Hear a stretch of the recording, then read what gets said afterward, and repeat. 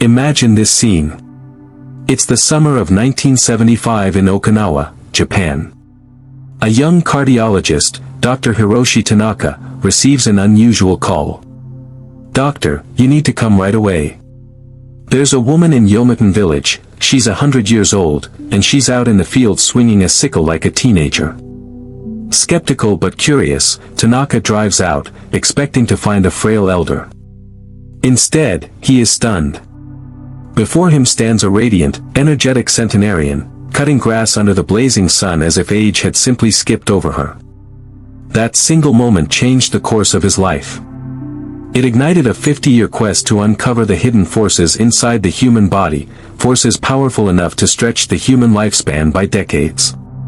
But here's the twist: while Dr. Tanaka was documenting these extraordinary elders, another Japanese scientist was quietly making a discovery so revolutionary that it would later earn him a Nobel Prize. His name was Dr. Kenji Osawa. What he found would challenge everything we thought we knew about aging. Peering through a microscope in 1988, frustrated after months of failed experiments with yeast cells, Osawa noticed something others dismissed. Cells seemed to devour themselves. Colleagues laughed it off, "Just trash disposal," they said. But Osawa trusted his instinct. He engineered special yeast, deprived them of nutrients, and then, under the lens, witnessed a breathtaking sight. Tiny structures appeared, like little Pac-Man figures, devouring damaged parts of the cell and transforming them into fresh energy and building blocks. This was not destruction. It was renewal. He had uncovered autophagy, the body's most powerful anti-aging switch. Autophagy is not simply housekeeping. It's like a demolition crew and a construction team working at once, tearing down broken components and rebuilding stronger, more resilient ones. Scientists were stunned. Here was proof that the body carried its own fountain of youth. But there's a catch: this system doesn't just run automatically. It only awakens when the body enters a special survival mode. And tragically, most of us unknowingly shut it off every single day with habits that feel harmless. Tonight, I'll show you how the Japanese unlocked this code of cellular renewal. More importantly, I'll reveal how you can activate this hidden power in your own body, starting this very evening.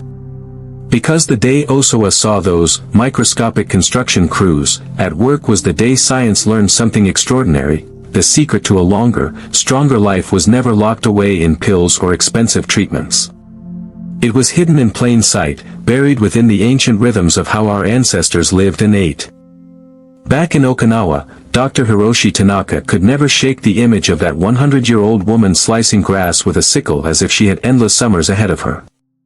The deeper he looked, the more astonishing the truth became. These elders weren't just living longer, they were living better. At 95, many were still farming. At 100, they were dancing. Their arteries were as clear as people half their age. Cancer was virtually unknown. And the secret? It wasn't medicine or surgery. It was something they practiced 3 times a day, almost without thinking. Dr. Tanaka discovered their hidden ritual, an ancient Confucian principle called hara hachibu. Before each meal, they quietly reminded themselves, stop when you are 80% full. Not stuffed, not heavy, just comfortably satisfied. It sounded simple, almost too simple. But Tanaka realized this was the silent switch that triggered autophagy, the body's built-in renewal process. By pausing at 80%, they created just enough gentle stress to signal the body, it's time to repair, not just consume. Picture your cells as a factory. When food constantly floods in, the workers are chained to the assembly line, endlessly producing. No time for maintenance. But when you leave space, when you stop short of full, the night crew comes alive. They clean the floors, oil the gears, replace broken parts. The result? A system that runs smoother, stronger, and longer. And then came another legend, Dr. Shoei Nakamura, who lived to 105. More than a physician, he became a symbol of resilience in Japan. Unlike most doctors, he didn't just preach longevity, he lived it. Early in his career, Nakamura noticed a striking pattern. Patients with digestive troubles weren't just dealing with stomach pain. Their entire bodies showed signs of decline: wrinkled skin, low energy, fragile immunity. That's when he understood a truth most still overlooked today: gut health is the master switch of the whole body. So he designed his own longevity protocol. It wasn't complicated. A light breakfast. A very small lunch. A hearty but balanced dinner, always finished before 6 p.m. And then, no more food until 10 a.m. the next day. 16 hours of rest for the gut. 16 hours for the body's repair crew to work.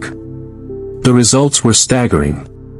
At 100, Nakamura was still seeing patients. At 102, he flew to New York to lecture.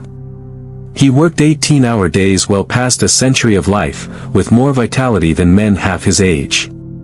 When journalists begged for his secret, he would smile and say, "I simply give my body time to clean house every night." Meanwhile, another Japanese-American physician, Dr. Haruto Shimizu, made discoveries that shook the medical world. He invented a revolutionary way to observe the digestive tract, and what he saw changed everything.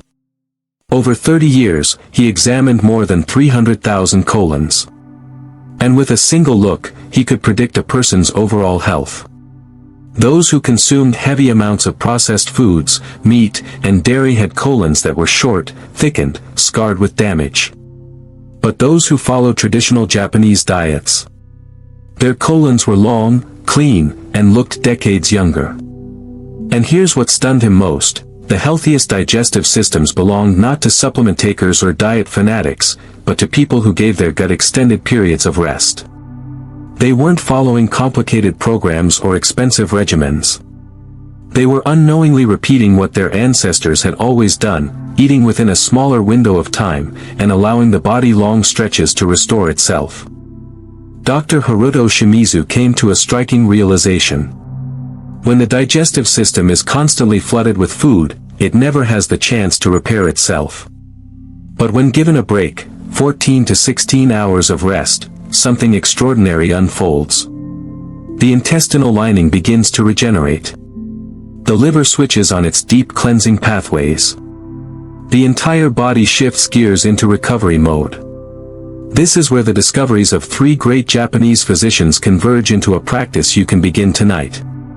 Nobel Prize-winning research proved that autophagy, the body's cellular renewal switch, doesn't happen at random. It runs on a timetable. And here's the surprising truth: the most powerful surge of autophagy doesn't occur while you're sleeping soundly. It strikes in the final hours of fasting, right before you wake.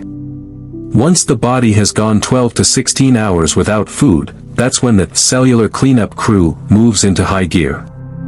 But modern habits sabotage this delicate process. Most people wake up and immediately eat, sending a message to the body: cancel the cleanup, new fuel has arrived. The elders of Okinawa did the opposite. They naturally extended their fasting window, often to 16 or even 18 hours. In that window, their cells didn't just survive, they thrived, renewing themselves and growing stronger. Dr. Hiroshi Tanaka uncovered another piece of the puzzle: the elders of Okinawa didn't just eat less, they ate differently. While most of Japan relied on white rice as their main starch, Okinawans ate purple sweet potatoes. And this wasn't coincidence. Purple sweet potatoes are packed with compounds that support autophagy. Their low glycemic load keeps insulin in check, critical, since high insulin levels can shut down cellular repair.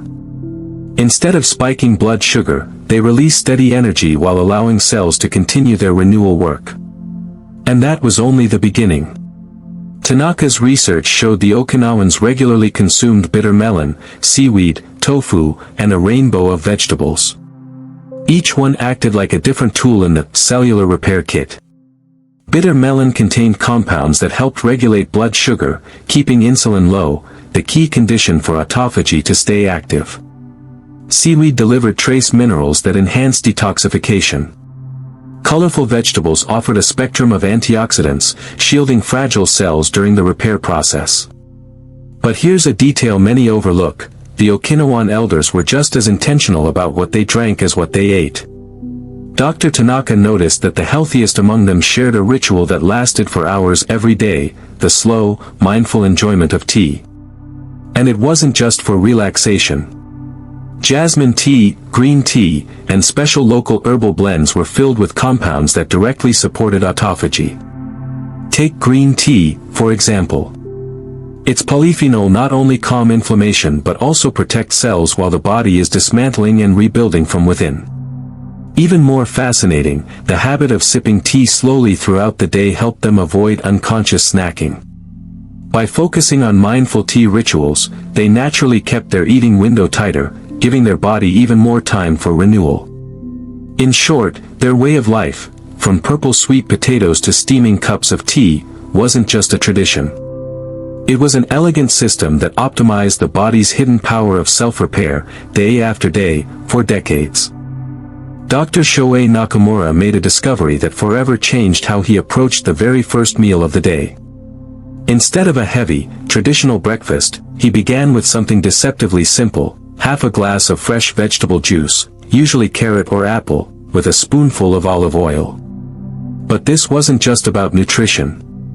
The olive oil slowed down sugar absorption, preventing the insulin spikes that shut off autophagy. And the light vegetable juice delivered essential nutrients without overwhelming a digestive system that had spent the night quietly repairing and cleansing itself. The most important detail: he never rushed.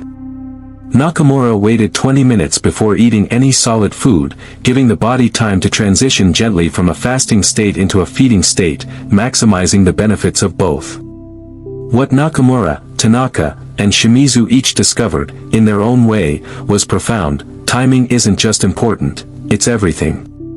The human body runs on ancient rhythms, built to expect alternating cycles of fasting and feeding. Break those rhythms with constant eating, and you disrupt the very mechanisms designed to keep you strong, youthful, and resilient. The optimal pattern they uncovered looked like this. Finish the last meal by 6 or 7 p.m. Go to bed with a stomach that feels light, not heavy. In the morning, wait at least 12 hours, ideally 16, before eating the next main meal. In that window, your cellular repair crew works at full power, sweeping away damage, clearing toxins, and rebuilding the body from within. This wasn't extreme fasting or punishing discipline. It was alignment with biology's natural clock, the very rhythm Okinawan elders had lived by for generations. But there's a sobering truth. In recent years, Suzuki's research revealed that younger Okinawans are losing their longevity advantage. As they adopt Western habits, processed snacks, late-night eating, constant grazing, their health outcomes begin to mirror those in America. It proves something vital: genetics is not destiny. The extraordinary lifespans of Okinawan elders weren't written into their DNA. They were the result of daily choices. And when those choices shifted, so did the results. But here's the hope: if modern habits can shorten life, then adopting the wisdom of the elders can lengthen it again. Your body's repair system is always waiting, ready to respond the moment you give the right signal. So how do you activate this ancient intelligence, starting tonight? Based on 5 decades of Japanese research, here's a simple 4-week blueprint. Week 1, practice hara hachi bu. At each meal, stop around 80% full. No measuring, no calorie counting, just listen to your body. You should feel satisfied, not heavy. Comfortable, but not drowsy. Week 2, gradually extend your overnight fast. Begin with 12 hours between dinner and breakfast. If dinner ends at 7 p.m., don't eat again until 7 a.m. Once that feels easy, stretch it to 14 hours, then 16. Week 3, redesign your mornings. Instead of rushing to eat, start with a half glass of vegetable juice or a cup of herbal tea. Wait 20 minutes, then enjoy a light, nutrient-rich meal: vegetables, healthy fats, and clean protein. Week 4, transform your main meal into a celebration of whole foods, Okinawan style. Think purple sweet potatoes, leafy greens, seaweed, tofu, and small portions of fish or lean meat. Flavor with turmeric, ginger, and garlic, all natural autophagy activators. And what can you expect once your body's cleanup crew is fully back on duty? Days 1 to 7, energy lifts, especially in the afternoons when fatigue used to strike. Sleep deepens as your body synchronizes with its repair cycle. Weeks 2 to 4, mental clarity sharpens. That brain fog that once clouded your afternoons, it begins to dissolve. Your skin looks fresher, your clothes fit differently, even before weight loss. Your metabolism becomes more efficient. Months 2 to 6, this is when the transformation becomes undeniable. Your immune system strengthens. Aches and minor pains fade. Friends and family begin to remark that you look younger, more vibrant. Energy flows evenly throughout the day, no more highs and crashes, just steady vitality. All of this, not from exotic treatments or expensive programs, but from working with the rhythms your body was designed for. Even as I write these words, Dr. Hiroshi Tanaka continues his research well into his 90s. At the age of 92, he recently picked up the sanshin, a traditional 3-string instrument, proving that curiosity and the joy of learning, the very qualities that define long-lived elders, still guide his steps forward. And Dr. Kenji Osawa's Nobel-winning discovery? It has sparked thousands of follow-up studies, each confirming what he first saw in yeast cells decades ago: the human body holds an extraordinary capacity for self-renewal, but only when given the right conditions. The wisdom uncovered by these Japanese pioneers is not locked away in costly therapies or complex protocols. It is available to anyone, anywhere, who is willing to align with the ancient rhythms of the body instead of fighting against them. So tonight, as you finish your last meal just a little earlier than usual, remember, you're not just shifting your dinner schedule. You are awakening the repair system within, a system that may have been waiting silently for years, perhaps even decades, for this very signal. You are stepping into a tradition practiced across generations by some of the longest-lived people on Earth. And your transformation begins with one simple choice: to give your body the gift of time, time to heal, time to repair, time to be reborn. The results, as thousands of Okinawan elders can testify, are nothing short of extraordinary. If this journey into the science of cellular renewal has inspired you to unlock the hidden potential within your own body, type "yes" in the comments below. Your voice helps us continue bringing you these life-changing discoveries. If you're ready to begin your own path toward vitality and longevity, hit the like button. Share this video with someone who needs to hear these secrets. And don't forget to subscribe, so you never miss the next breakthrough that could add not just years to your life, but life to your years. Thank you for joining me on this extraordinary journey into the heart of health and longevity.